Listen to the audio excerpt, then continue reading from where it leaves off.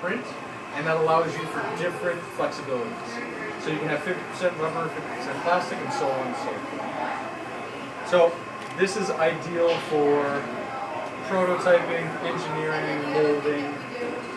That's the application. Kind of one-off prototypes.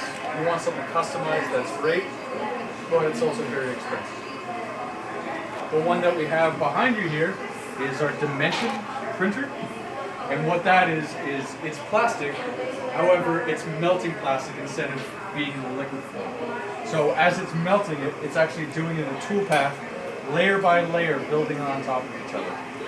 So once that's finished, you get a little bit of a texture on top. Sorry, I gotta step right through the ground. And this is what you end up with, is a part that actually has a very linear texture. If you want to pass that around and check it out. But what I'm also going to show you is the fact that that print originally came from this guy here. So what we have over here on the table is actually a 3D scanner. When we have the 3D scanner, we actually go around the part and collect data.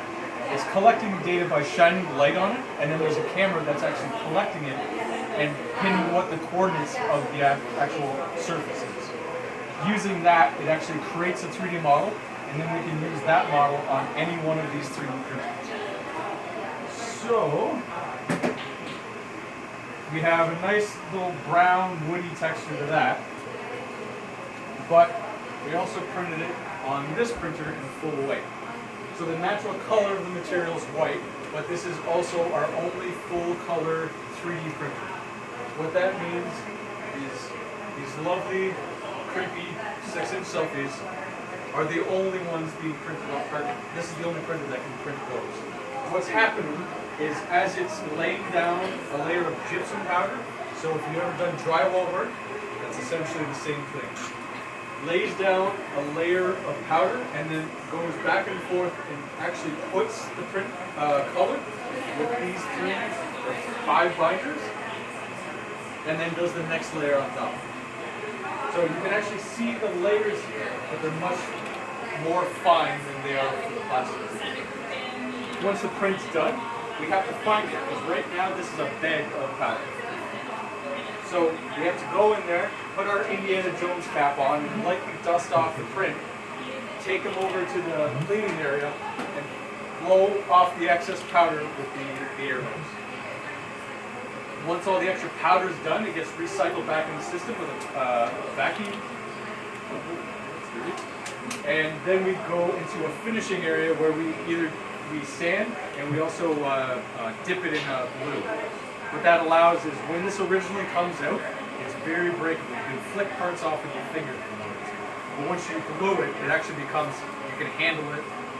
Don't play with it, don't give it to your kids, but you can still move it around and not have it fall apart. We take care of it. Once that's finished, we actually go to waxing next.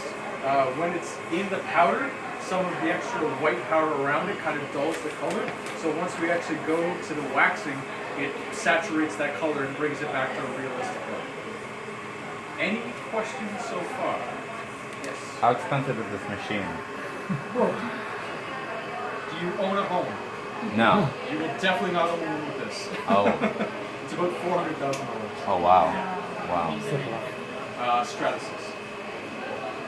You come They're based out of, is that?